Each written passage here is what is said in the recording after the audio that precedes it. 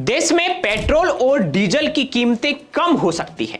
जी हां, पेट्रोल और डीजल सस्ता होने वाला है, लेकिन इसके लिए एक शर्त है। अगर कच्चे तेल की कीमत $65 प्रति बैरल रही तो मतलब ये हम सबको एक तसल्ली दी जा रही है कि आप वोट देते रहिए और आने वाले दिनों में महंगाई कम होगी। देखिए, पिछले दिनों दिल्ली में ऊर्जा वार्ता 2025 चल रही थी। उसमें देश के पेट्रोलियम और प्राकृतिक गैस मंत्री हरदीप सिंह पुरी ने क्या कहा, ध्यान से सुन लीजिए। देश में पेट्रोल डीजल के दाम कम हो सकते हैं अगर कच्चे तेल की कीमत लंबे समय तक $65 प्रति बैरल पर बनी रही तो। हम उम्मीद कर सकते हैं कि अगले 2-3 महीनों में पेट्रोल डीजल के दामों में कटौती होगी, पर यह पक्का नहीं कि होगी या नहीं होगी। इसके साथ ही उन्होंने यह भी कह डाला कि यह स्थिर स्थिति पर निर्भर करता है। मान लीजिए कि अगर कोई बड़ा भू राजनीतिक घटनाक्रम हो गया, जैसे कोई भी दो देश मान लीजिए उनमें तनाव बढ़ गया है,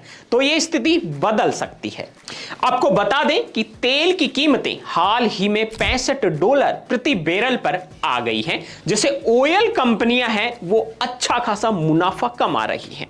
ऐसे में सरकार पेट्रोल डीजल के दाम घटाकर आम जनता को राहत देने की सोच रही है। अब सबसे पहले तो आपको ये गणित बता देता हूं कि ये कीमतें कैसे तय होती हैं और कौन कितना दाम कमा रहा है। देखिए, सबसे पहले हम पेट्रोल की बात करते हैं। ये जो भी मैं आंकड़े बता रहा हूं ये प्रति लीटर के हिसाब से हैं। देखिए, पेट्रोल की जो बेस प्राइस है वो 52.83 रुपए प्रति लीटर है। इस पर अगर भाड़ा जोड़ दिया जाए तो वो 24 पैसा पड़ता है। अगर इसमें एक्साइज ड्यूटी जोड़ दी जाए तो वो 21 रुपए और 90 पैसे होता है। अगर डीलर का कमीशन जोड़ दिया जाए तो वो 4 रुपए 40 पैसा होता है। अगर इसमें वेट जोड़ दिया जाए तो वो 15 रुपए 40 पैसे होता है। मतलब इसकी कुल कीमत होती है 94 रुपए 77 पैसा। और अगर यही बात हम डीजल पर लागू करें तो डीजल की जो बेस प्राइस है वो 53 रुपए और 75 पैसे पड़ती है। अगर इस पे भाड़ा जोड़ दिया जाए तो वो 26 पैसे पड़ता है।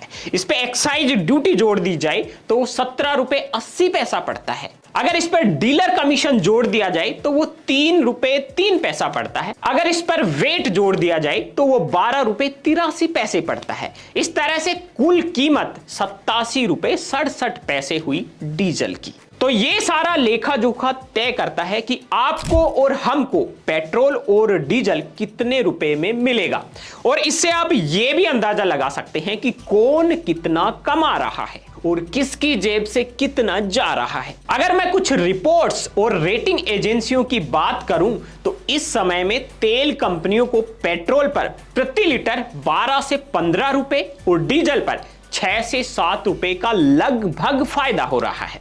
इसके बावजूद तेल कंपनियों ने पिछले 1 साल में पेट्रोल डीजल की कीमतों में कोई कटौती नहीं की है। पिछले कई महीनों से संभावनाएं थी, मतलब ये पॉसिबिलिटी लग रही थी कि तेल कंपनियां दाम घटाएंगी, लेकिन सरकार ने अप्रैल में 2 रुपए प्रति लीटर एक्साइज ड्यूटी को बढ़ा दिया।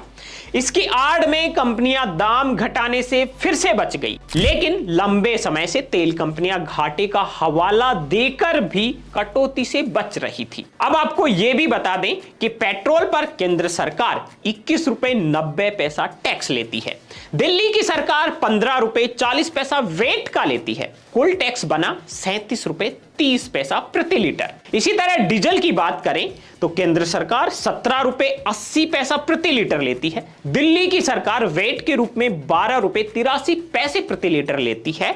दोनों सरकारों का टैक्स जोड़कर आप देख रहे हैं कि सरकारें भी कितना कमा रही हैं।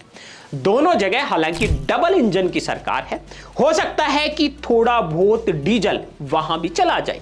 हालांकि ये आरोप आम आदमी पार्टी पर भी लगते रहे थे, लेकिन अब दोनों जगह एक ही आदमी बचा है। अब देश की बात करें तो हर महीने हर व्यक्ति की पेट्रोल की खपत औसतन 2.80 लीटर और डीजल की खपत 6.32 लीटर प्रति माह है।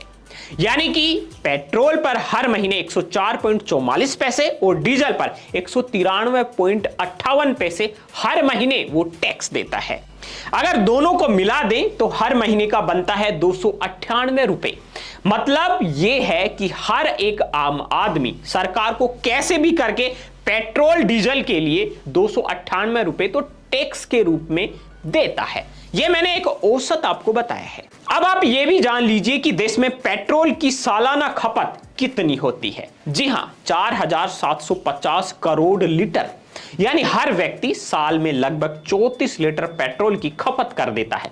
डीजल की सालाना खपत 10,700 करोड़ लीटर, यानी कि 75.88 लीटर प्रति व्यक्ति प्रति वर्ष ये बन रहा है। यानी कि प्रति व्यक्ति सालाना पेट्रोल डीजल की खपत की बात करें तो ये बन रहा है 110 लीटर के आसपास, यानी प्रति माह लगभग 10 लीटर के आसपास। और यह खपत सालाना लगभग 10.5% की दर से बढ़ती रही है। तो दोस्तों, ये एक लेखा जोखा था कि सरकार और पेट्रोलियम कंपनियां पेट्रोल और डीजल बेचकर कितना कमा रही है।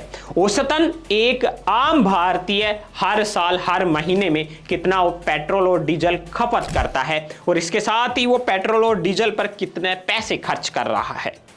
ये थी एक सारी जानकारी। ये जानकारी अगर आपको अच्छी लग रही है तो आप वीडियो को लाइक कीजिए और हमारे चैनल BN हिंदी को सब्सक्राइब कर लीजिए। और हाँ, अपना फीडबैक कमेंट में हमें जरूर दें। दोस्तों, इसी तरह की टॉप ट्रेंडिंग खबरें सबसे पहले देखने के लिए आप YouTube में जाकर सर्च कीजिए BN हिंदी और हमारे चैनल BN हिंदी को अभी सब्सक्राइब करके बेल आइकन को प्रेस कर लीजिए।